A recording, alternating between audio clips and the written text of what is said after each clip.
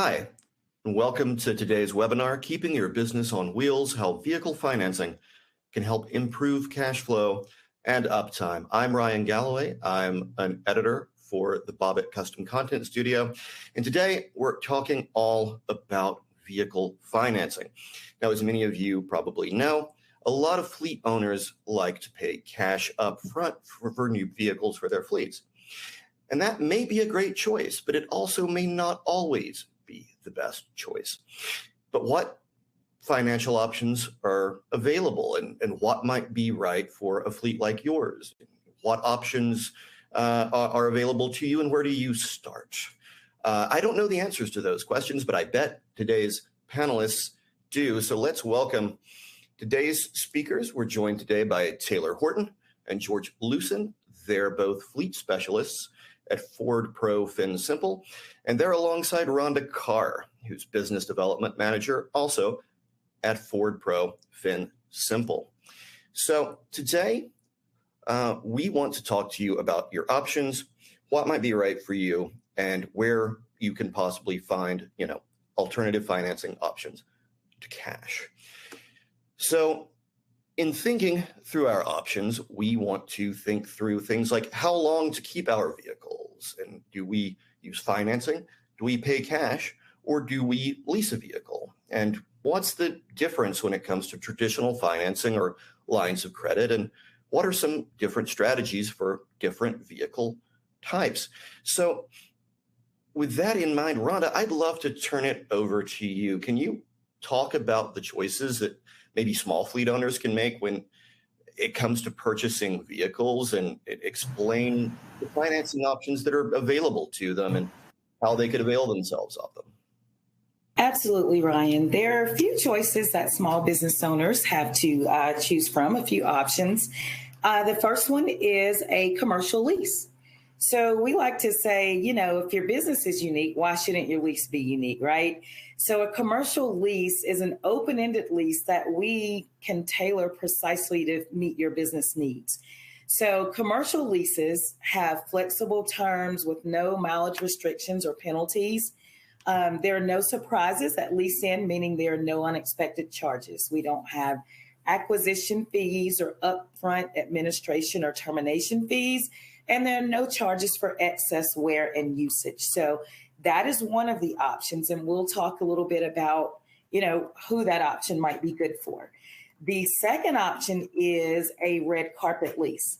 So if your vehicle use is a little more predictable than those who would use the commercial lease, maybe this closed-end lease with no residual would keep things simple for you. Once you complete the lease as agreed, you can simply turn in the vehicle to your Ford dealership, walk away, Ford or Lincoln dealership. The lower payments on this lease, usually less than retail finance payments with similar terms. So for those who have predictable usage and they like newer vehicles with the latest technology more often, this might be the choice for that type of business person. Then we have the commercial installment financing. Kind of helps you tailor your smart financing solutions to your business needs with flexible payoff options. You can go anywhere from 24 to 60 months on an installment contract. So there are a few exceptions for 72 months, so really 24 to 72. And to tie all of those options together, small businesses can consider what we call a clock, which is a commercial line of credit. So it's a pre-established line of credit with no setup or non-usage charges, and it frees up capital to do whatever you want to with your business because you've got that predetermined line of credit. So no matter which of those financing options you choose, the line of credit can go along with all of those.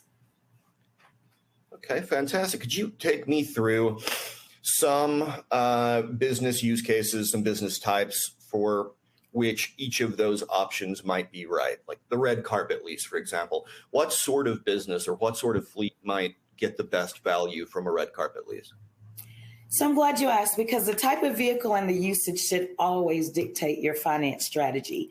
So a red carpet lease might be appropriate for, say, an executive with predictable mileage and limited wear and tear. If they're just driving to check on they're different companies, or if they just commute to and from the office daily, red carpet lease would be perfect because they don't worry about going over the miles and about damage being incurred to the vehicle. So now if it's a larger vehicle, like an F-450 or larger, due to the cost associated with this type of vehicle, there's probably a lower likelihood of it being long distances, but they're going to keep it a lot longer. So in that case, we would probably recommend the installment loan. So those go from anywhere from 24, as I mentioned, to 72 months, gives them a lot longer to pay off the vehicle. And because those vehicles are a little more expensive, probably want to stretch that term out to get a smaller payment. An HVAC technician might want a commercial lease. They may need upfits on their vehicles and they drive their vehicles daily. Not really predictable mileage because you've got customers in different remote places. So commercial lease, they can residualize those upfits. They can have the option to purchase it at the end with a predetermined residual cost. So depending on what those customers' needs are, you can talk to a Ford expert. You can go to fordpro.com under the financing tab to review all of those options and kind of determine which one is best for you before you reach out to your dealer. Fantastic. And you used a term that maybe not all of our attendees, and maybe not even me, might be familiar with. When you said residualize their upfits, can you give me a quick definition for folks who might not be clear? Yes. So for those small business owners who may need bins or racks or ladders attached to their vehicle, if they need it installed in their vehicle, instead of paying that one lump sum invoice up front, they can actually build that into the payment of their track lease. So it's it's definitely a good financial strategy for those smaller business owners who don't want to incur that full cost up front. Okay. Great. Taylor, George, anything that you would add to that before we move on? Any additional thoughts or POVs? Yeah, Ryan, as Rhonda stated, the commercial lease is a great product for that higher mileage use vehicle. If you're driving 25, 30,000 miles a year, and if you know the best time to get out of that vehicle is at 60,000 miles, 90,000 miles, maybe 120, having that predictable high mileage use, you can cycle your fleet to always have those new vehicles on the road. And then still trade out of them while there's life left in the vehicle and before some of the maintenance cost turns into repairs. It's key to know when you're making or choosing the correct product, the total cost of ownership and how some of these other additional costs can influence your decision-making strategy. That's a good point, George, because making the wrong decision can lead to costly repairs, mileage or wear and tear fees that you didn't expect, and significant downtime for your business. So you definitely want to consider what your vehicle needs are, how long they're going to drive those vehicles, who's going to be driving them, what they're going to be used for. So your professional can help you make the right decision at the inception of your contracts. Fantastic. And George, I think you bring up something that segues us nicely into our next area of conversation, which is what is the total cost of ownership, right? I think we all know that the true cost of owning a vehicle is not just what's on the sticker. There are factors like maintenance and repair, fuel depreciation. So, I would love to know, George, what else from you or from your perspective goes into our total cost of ownership? What might be hidden? What a fleet owner or operator might not expect? So take me through the broad strokes of total cost of ownership, if you don't mind. Absolutely, Ryan, my pleasure. So what our business owners might be most familiar with is that initial acquisition price of the vehicle. But as you stated, the total cost of ownership, or TCO, goes so much further. It actually refers to all the expenses associated with owning and operating vehicles for a business or organization. This includes not only that initial purchase or lease cost of the vehicle, but also ongoing expenses such as fuel, maintenance, insurance, registration, taxes, and depreciation. In addition to those direct costs, there might also be some indirect costs associated with operating and owning a fleet of vehicles. Some of these costs might be managing and tracking the vehicles, driver risk management, and even the cost of lost productivity due to vehicle downtime or accidents, which unfortunately does happen from time to time. It is important to consider all of the factors, and not only to consider them, but to track them carefully over time, as some of these different costs can change and fluctuate. Having the holistic view of all of the costs can help business owners make informed decisions on the appropriate time to replace and upgrade vehicles, the ability to optimize maintenance schedules, and also reduce costs and improve efficiency overall. Right. So, as we think about vehicles getting older, is it safe to assume that an older vehicle generally might require more maintenance and therefore drive up its total cost of ownership the longer you keep it on the road? Or is that maybe just a misconception? I believe it's safe to say, Ryan, it's going to vary from business and use case. However, on the initial, the older the vehicle becomes, at first with the life cycle of the vehicle, it's pretty much predictive maintenance, and that's very predictive. But as the vehicle ages and we start going from preventive and predictive maintenance to repair orders, you start getting to more and more variable costs and more uncertainty with what it's going to cost you to operate on the day-to-day.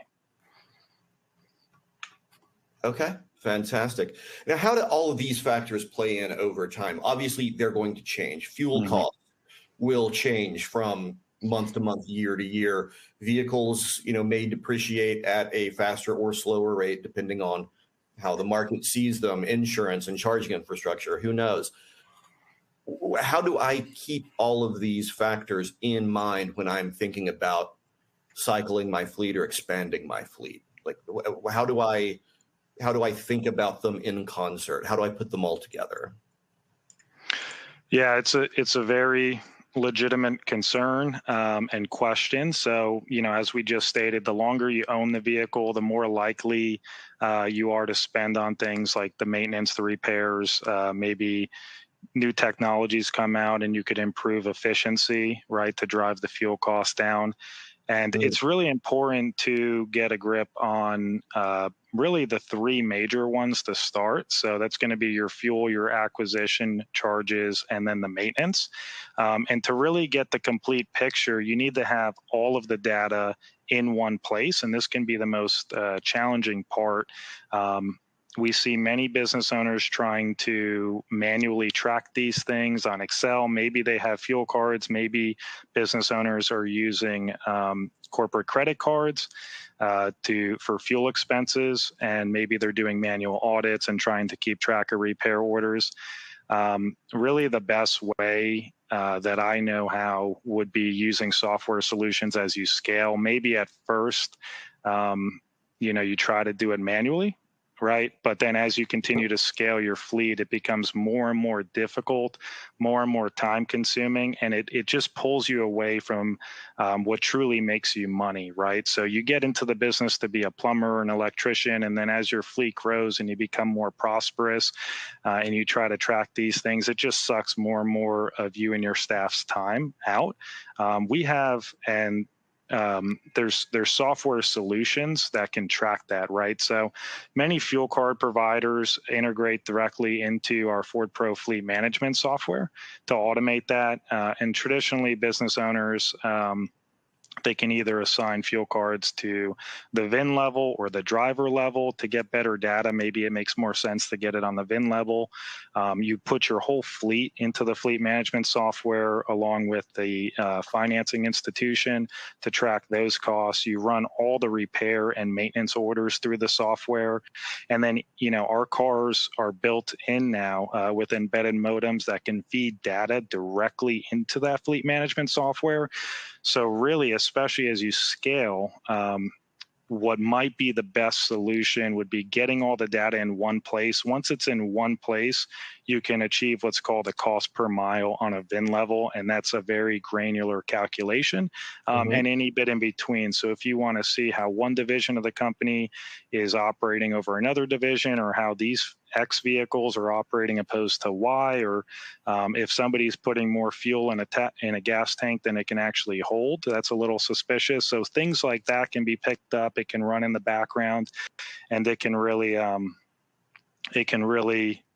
automate that, and give the business owner more time and the information to make the appropriate decisions for their company. Fantastic. All great points. And before we move on, I just want to encourage you, if you're out there listening to today's webinar, do submit questions if you have them. We are going to try to answer as many as we can in the time allotted. So use that question box, send us your inquiries, and we will have our panel answer as many as we possibly can in the time that we have. So speaking of time that we have, let's move on. Now that we've heard about financing options, total cost of ownership, some broad strokes, let's kind of drill down and look at maybe two very common scenarios.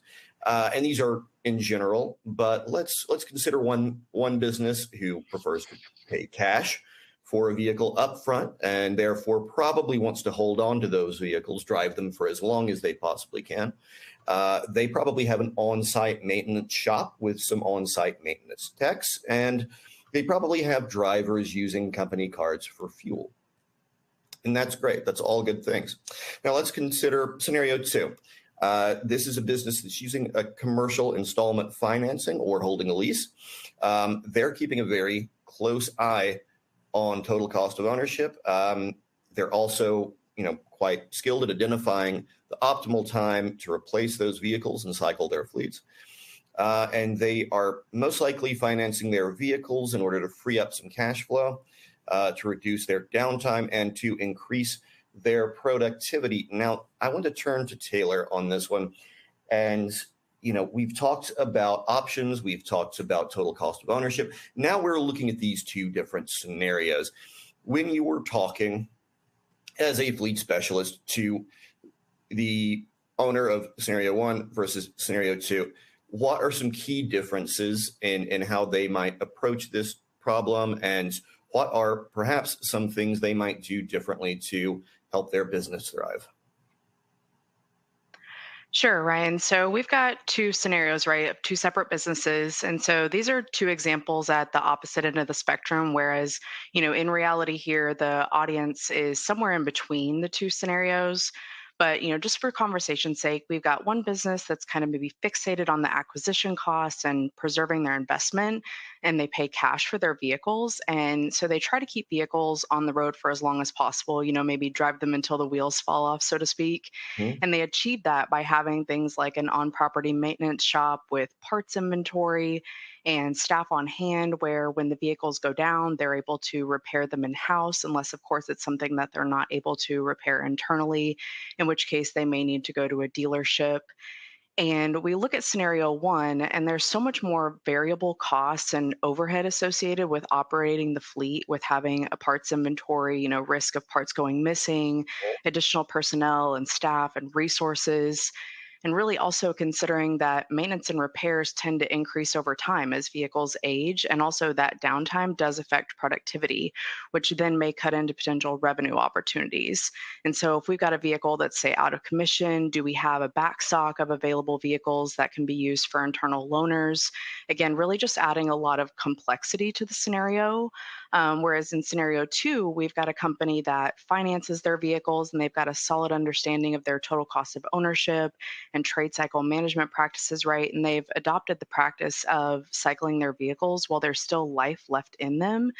And so for high mileage use vehicles, they're cycling those through track or commercial lease while there's still equity, and they're protected through the usable life of the vehicle. And as opposed to putting, large chunks of cash toward a depreciating asset, which does come with an opportunity cost, this company is making payments and then investing the difference back into the business and therefore getting a return. And so they're utilizing those finance vehicles to generate revenue and ultimately produce a positive cash flow.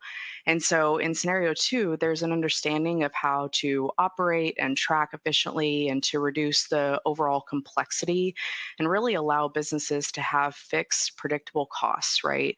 And so another scenario to consider is if an unpredictable situation comes up, such as in the case of a supply chain disruption.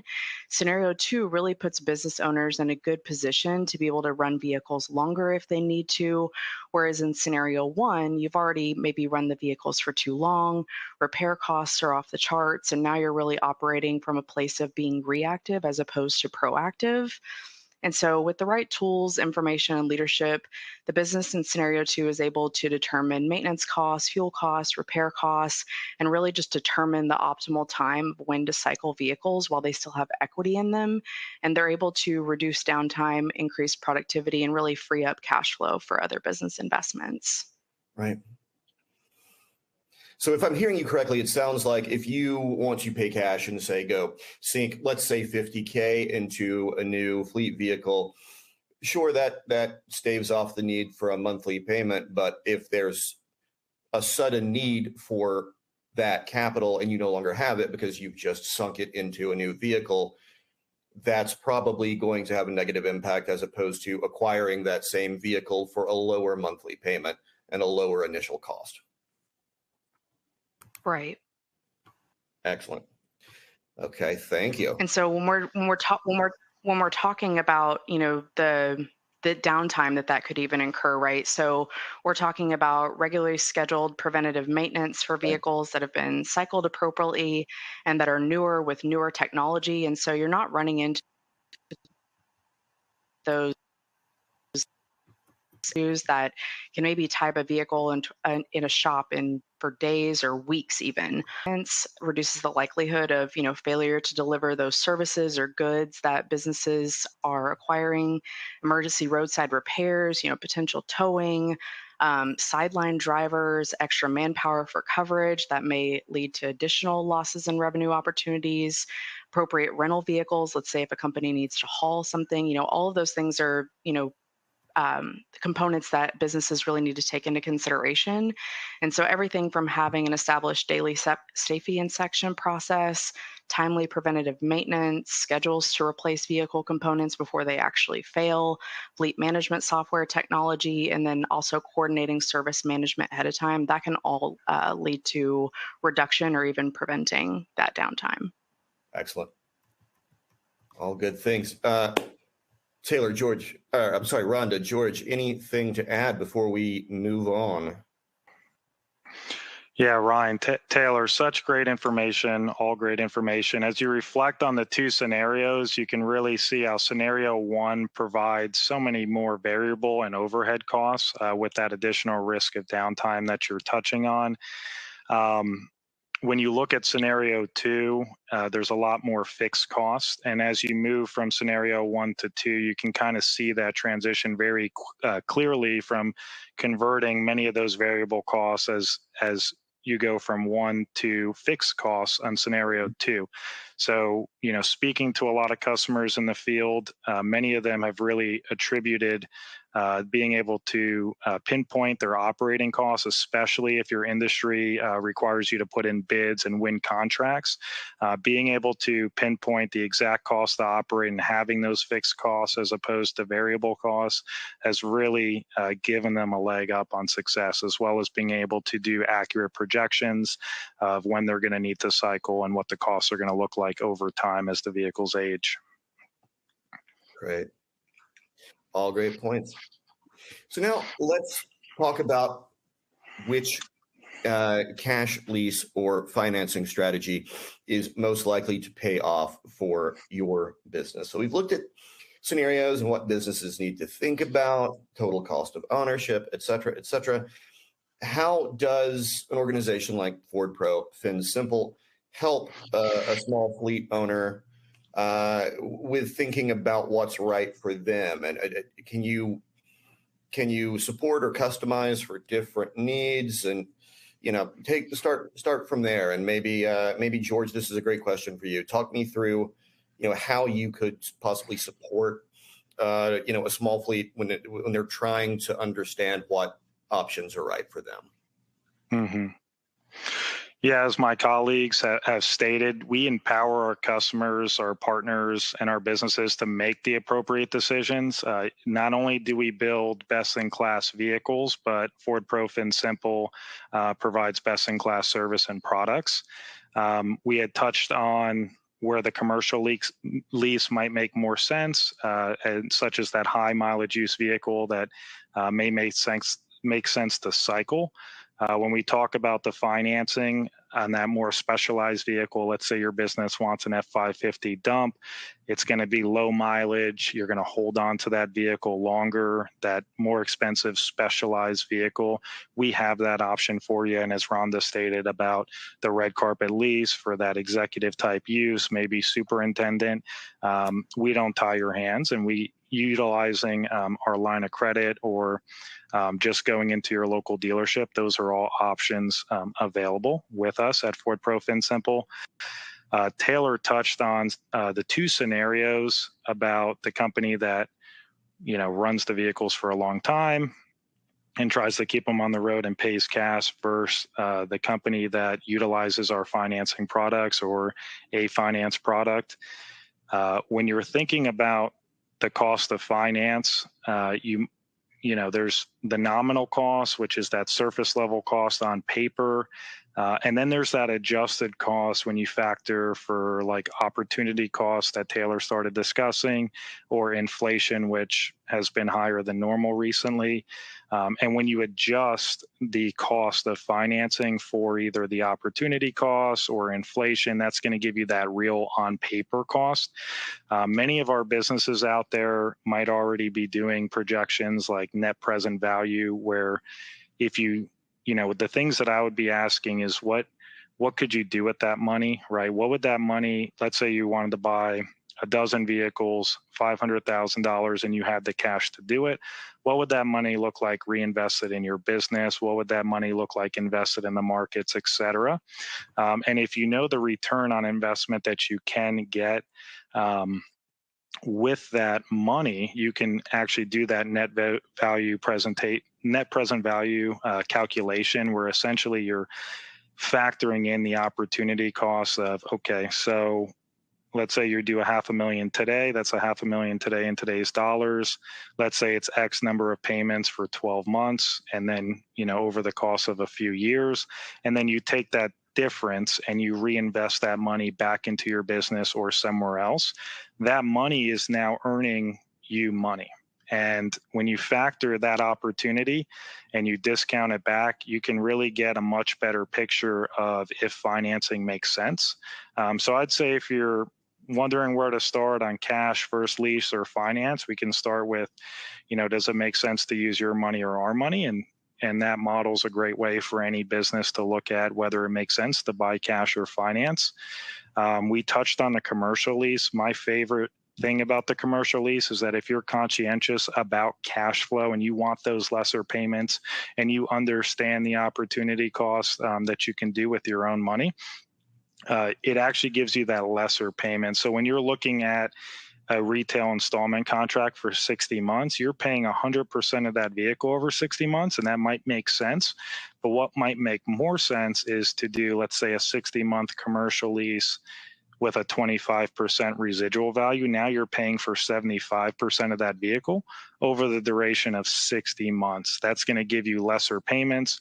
You're going to be pushing that residual value further out, allowing more time to reinvest your funds back in your business or elsewhere. And then you'll worry about that residual, whether it's a 3-year lease, 4-year lease, 5-year lease. And it's going to be offsetting the cost of financing there. The red carpet lease might make sense for the same reasons that the commercial lease makes sense. But again, you're going to have much more restrictive options with use cases on the commercial side of thing for that red carpet lease. Perfect. Outstanding. All right. Before we move on, can we talk about upfits? How do upfits factor into this? So upfits, we do finance upfits. We can either use the retail installment contract or the commercial lease for upfitted vehicles. We give the value for the upfits when we're evaluating those vehicles. So our dealerships and ourselves are partnered with many upfitters, and we can include that either with your commercial line of credit purchase, or if you're just going through a dealership without a line of credit with us, we can include it in the financing. And also, if you're using the commercial lease, residualize that down.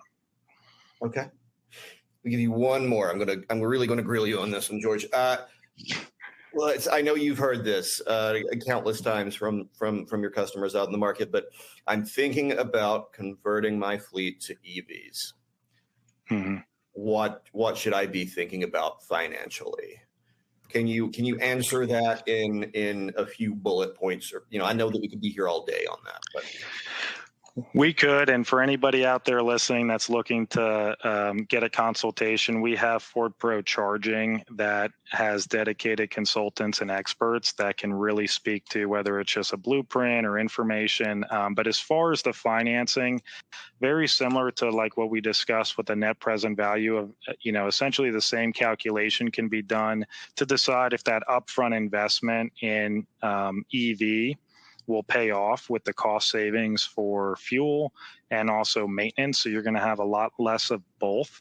And then if you are doing the projection mathematically, you can decide whether the upfront cost of that charging infrastructure will have a return on the reduced fuel and also maintenance, right? But to take it one step further, at Ford Pro FinSimple, we will actually not only finance for our commercial line of credit customers that qualify, we will finance all the hardware, all the software, and also the installation costs. So same thing, right? So when we talked about the cash versus financing, we can do projections, or a business can do projections to see if it makes sense, if that cost savings is going to pay off for them. Okay, fantastic. So let's think about next steps. And Rhonda, I'm going to come back to you on this one. We want to kind of put this all together and give our audience members all the ammo they need to really kind of put all of these different factors, different concepts together in a way that helps their business to succeed. So tell me about how, if I'm a small to mid-sized fleet, how do I ID what success looks like for my business? And then let's walk through the next steps from there. So, as a small business owner, you should think very carefully through some key questions. How many vehicles do I need? How long do I want to keep those vehicles? What will they be used for? Who's going to be driving these vehicles? How far and how long will they drive these vehicles? Do I have predictable routes, or will my routes be spontaneous? So those are all things that you need to consider before you make any decision on financing and purchasing vehicles. Once you ID what success would look like for you, then you determine, will you need to add upfits to your fleet? And things like whether or not you're going to have in-house vehicle maintenance or an extended warranty. There's just a lot to consider. So what we always recommend is going to fordpro.com, looking at all of the options, and then go to a dealer or a fleet financing expert, because there are several resources out there for you, including a Talk with an Expert form on fordpro.com. So after you've considered all of those questions, made your decision on what you need, speaking with your expert will help you proceed from there. Okay. Now, in terms of IDing the costs to operate my fleet, what factors go into that? How do I make that calculation so that I make the right decision when it comes to the right vehicle, the right financial options? Take me through that if we can. George, do you want to field that one? Yeah, I'll take that one. So, as you scale your business, Ryan, this becomes more and more complex and more time consuming.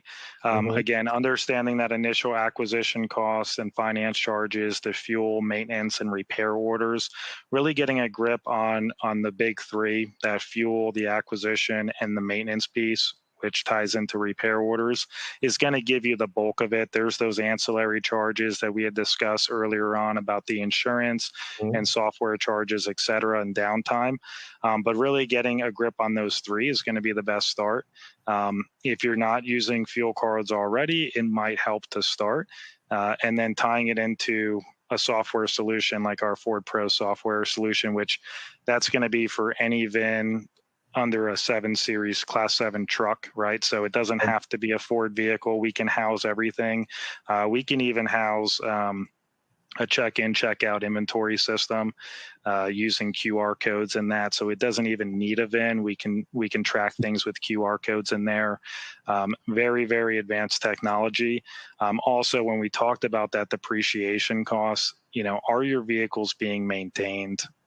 Are they getting oil changes and service intervals? Are you having unnecessary repair orders because we're not monitoring the fleet, right? So having routine inspections, which many business owners might already be doing, whether it's every time a vehicle gets handed off to another employee or weekly, monthly, whatever the case is for your business.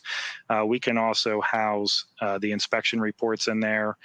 You're going to have more uptime, hopefully preserve the life of that vehicle longer and reduce costs. Okay. Well, fantastic. Well, Taylor, anything else to add here? You didn't get to weigh in on this slide. If not, we can move on.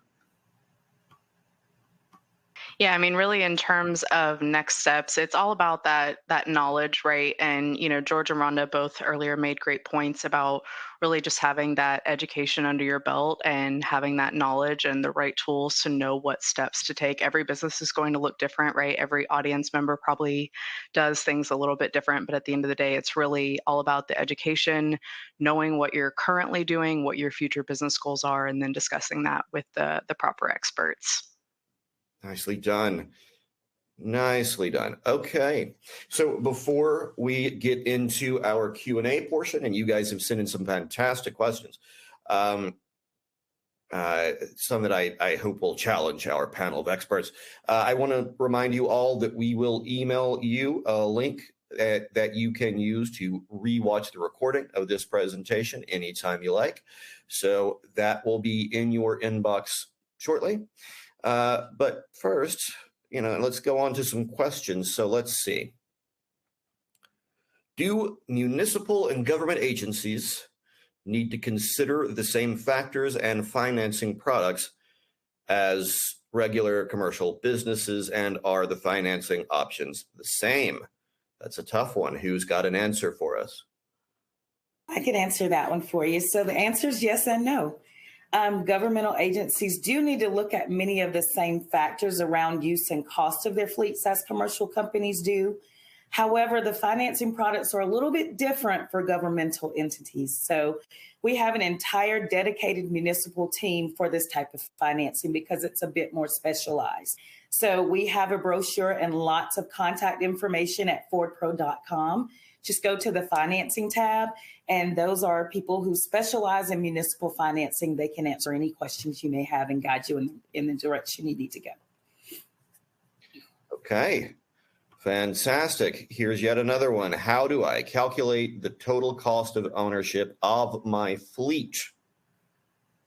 That's going to maybe require some algebra, but who's got an answer for that one? George, I suspect that might be you. You look like you're ready.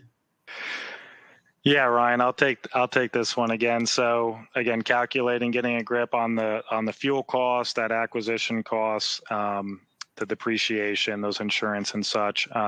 Partnering with trusted experts, we have field reps, we have employees behind the scene that are trained experts in this field that have been in the field a very long time, as well as the panelists here on this discussion today. And Taylor brought up a great point about being proactive versus being reactive, right? So, if you're putting yourself in a situation where the cars could go down and you're looking for a car in stock, in inventory, the dynamic and the landscape that we've been in, especially in this commercial space, has been very different since COVID.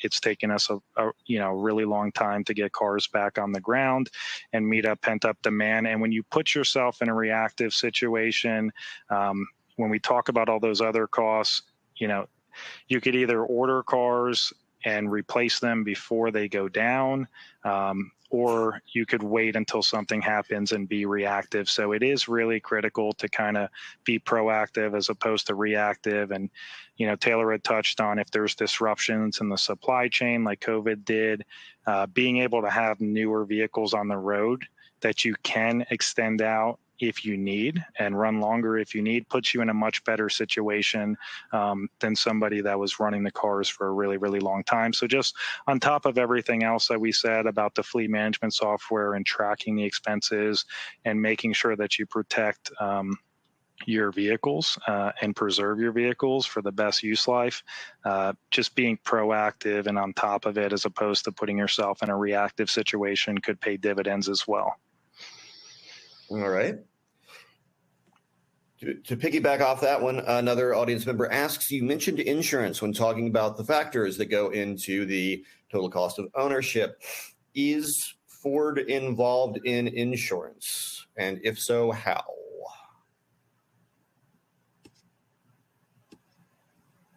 Yeah, I'll take that one, Ryan. So Ford Pro and Ford Pro Fin Simple do really aim to offer a complete one-stop shop of both vehicles and services. And the goal is really to make the customer experience better and help to lower total cost of ownership. And so we do have Ford Pro Insure commercial auto insurance is one of our newest offerings, and it's currently offered in Arizona, Illinois, and Tennessee, with, of course, more states to come. And there is more information over on our website at fordpro.com under the financing tab. All right, fantastic.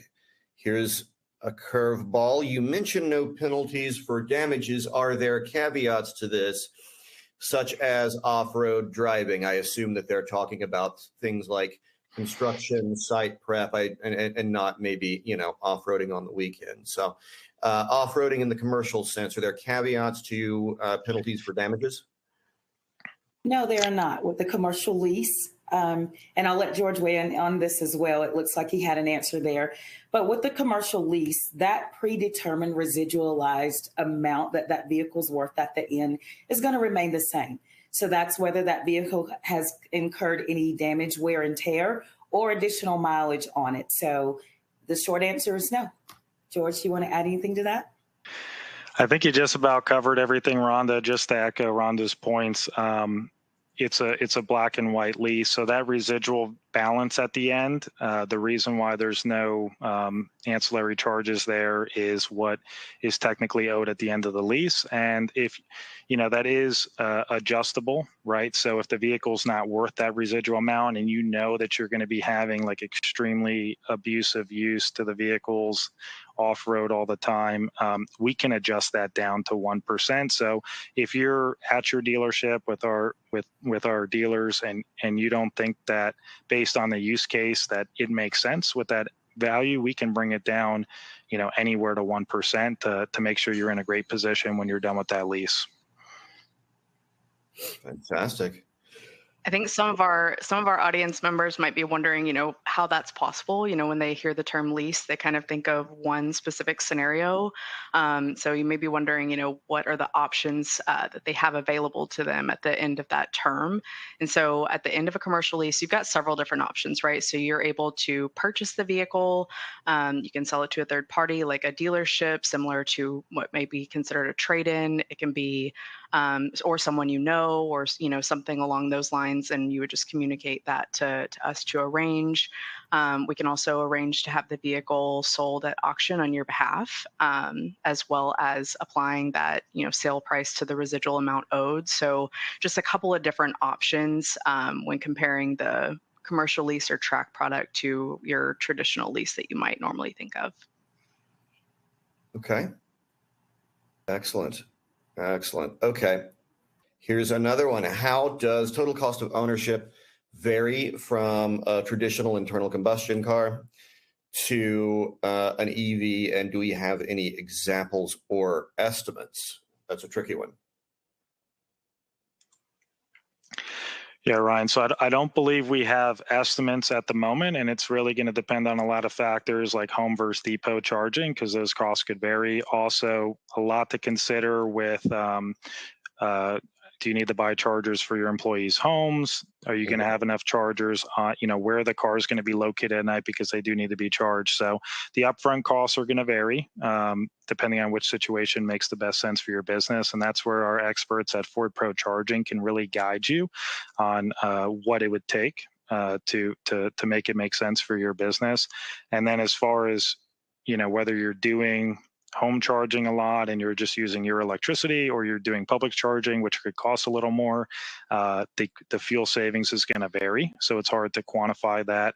It's going to be a case by case basis. So there's not like a blanket X and Y. And then as we know, the maintenance piece is going to be less, right? So there's a lot less moving pieces just from a physics perspective there, and a lot less to maintain.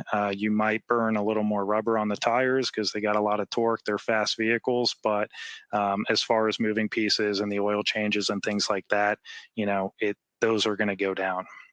Right. Great. Here's another interesting question. Do you recommend scenario 2 for a police agency? And we can take the slides back so we can see scenario 2. Taylor, I'm going to put you on the spot. This was your slide. What would you say for scenario 2 for a police agency? So governmental agencies, I believe we talked about it a little bit earlier, those would fall under our municipality folks. And we do have subject matter experts that are available to help those folks, because the financing options are a little bit different for them. And so those folks, just like any other customer, they can definitely head to our website at fordpro.com. They can fill out a form that actually connects them to a local expert, and we would be able to then connect them to the municipality team to look into what that specific financing options look like for them. Okay. And then Ryan, can I piggyback off of this in terms of operating the fleet? And we talked a lot about the fleet management software today. We actually also have designated municipality reps on the fleet management side, because a lot of the maintenance and operating is going to overlap between businesses and municipalities. So just an additional note there that we can set you up with an expert that handles municipalities on the fleet management side as well. Okay. Great. Here's another one. I'm assuming you can enter non-Ford vehicles into your fleet management software. Is his assumption correct? That is correct. You can use non-Ford vehicles. Any vehicles that are 2020 and newer would automatically be equipped with what we need to enter that vehicle. If it does not have the equipment required to integrate with our system, we do have modems available that you can install in those vehicles. Okay, asked and answered. Here's a very similar one. Yeah, just to piggyback off of that, we are... Go for it. Taylor, did we lose you? Oh, so sorry about that. My audio cut out for a moment. So I was just going to piggyback off of that. To Rhonda's point, we are agnostic, so to speak. And so if it's got a VIN, we're able to enter it into our system, and it'll decode it, and everything will be based off of that specific VIN according to the manufacturer make and model specifications. All right, fantastic. Here's a similar question. Can I use my Ford credit to buy a secondhand Ford van from a private owner, do all of my purchases need to be only from Ford certified dealers? So because we're an indirect lender, we do need you to purchase through Ford certified dealers. Okay. Yeah, we can definitely finance used vehicles, and on the commercial lease up to 5 model years old. But to Rhonda's point there, it needs to be through a Ford or Lincoln dealership. Okay. Pretty simple. Is there a worksheet or something comparable available to compare the different finance options for buyers? Or maybe something online that they could use to see the different finance options? Yeah, Ryan. So FordPro.com is going to house all of the information. So all of our financing product, as well as some of the softwares we talked about today, and also more. So there's a lot we haven't talked about. We also have customer-facing brochures that go over the different financing options that we'd be more than willing to share. However, as a one-stop shop for information on everything we talked about today, Ford Pro is going to house everything from the motor company to the financing to charging to solutions and more. All right. Rhonda, Yeah, and just to piggyback off of that, in addition to our website having a ton of information, customers, of course, are always welcome to visit their local dealership to discuss their business needs for the next 6 to 12 months and put together a plan, and discuss the different financing options and products that we have available. Additionally, we also do have commercial lending experts in the field locally that customers are able to connect to. If they just head over to our website, fordpro.com, there's an option to actually talk to an expert. It'll ask for very basic information, name of the company, a phone number, or an email. And then a local expert would be able to begin reaching out and sort of do a more individualistic consulting approach as well. fantastic. One more. I think we've got time for maybe one or two more. We're almost at the bottom of the hour. If you have a commercial lease on your vehicles, when is the recommended turnover time for that vehicle? Is it at 60,000 miles, 100,000 miles, or more? And I have a sneaking suspicion that you're all going to tell me that it depends, but who wants to tell me that it depends? That's exactly right. It depends. We look at terms more than we do mileage. So when you decide that you're going to do a commercial lease, there's a predetermined term and residual based on the individual customer's needs. So anywhere from 24 months to 60 months, you determine how often you would like to cycle those vehicles. And your professionals will talk you through making that decision based on how many miles you're going to drive, how much wear and tear you think that vehicle is going to incur. So really, we look at the big picture, and then whether you speak with one of us or if you speak with your dealership, they're going to make a recommendation tailored to fit your needs. So not only focused on miles, the usage of the vehicle and the maintenance costs, possible maintenance costs will be a determination on how long you keep those vehicles. Okay. Okay, one more. We have some SUVs in our fleet which accrue about 75 to 100,000 miles a year. What sort of limitations are there for mileage on leased vehicles? Yeah, Ryan, on this one, again, this is certainly not a customer for the red carpet lease. However, with the commercial lease, the lowest term we could do is 12 months. We can actually even go in increments of 6 months. So, for a 12-month term, our standard residual is going to be 55%. But if we do not think that the car is going to be worth that at the end of the 12-month, we can bring that residual down and tailor that product for your business. And again, if you determine that, hey, maybe I want to cycle this at, if I'm doing 100,000 miles a year, maybe 150, 125, we could do that 18-month term, a 24-month term, 12-month term, and bring that residual down to make sure that you're set up for success in your business. Okay. Fantastic. With just a few minutes left, I want to ask one last question, and that is, let's see. trying to go through and find one we can answer shortly. Where or how should I get started with financing options? Where do I need to go? Who do I need to talk to? Who's the I'll first take that. person I should chat with? Yeah, I'll take that one, Ryan. So we've got a few different options in terms of information sources, right, as we've discussed. And so as we start kind of getting points to discuss actual financing processes, first, I would recommend, of course, any business owner that you first understand your business goals in terms of your fleet, whether that's, vehicle models, upfit needs, predicted usage, mileage, total cost of ownership, if you already have a fleet, things like that.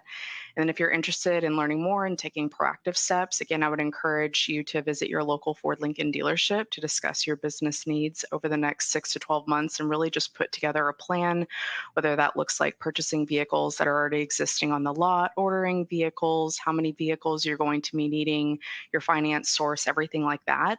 And then, of course, I would recommend heading over to our website at fordpro.com for more information. And again, we do have the option to connect you with a local commercial financing expert. And on our website is also where you're able to find a commercial line of credit application if you're ready to go ahead and get started. Fantastic. Well, with that, we will wrap up today's webinar. I want to thank our panelists, Taylor, Rhonda, and George, for all of your time and insight. You've been very generous today.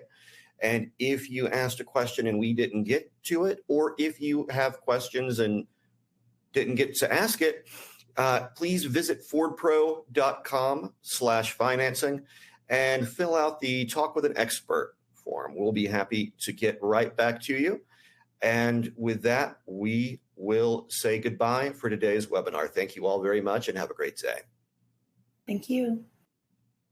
Thank you. Thanks, Ryan. Thank you.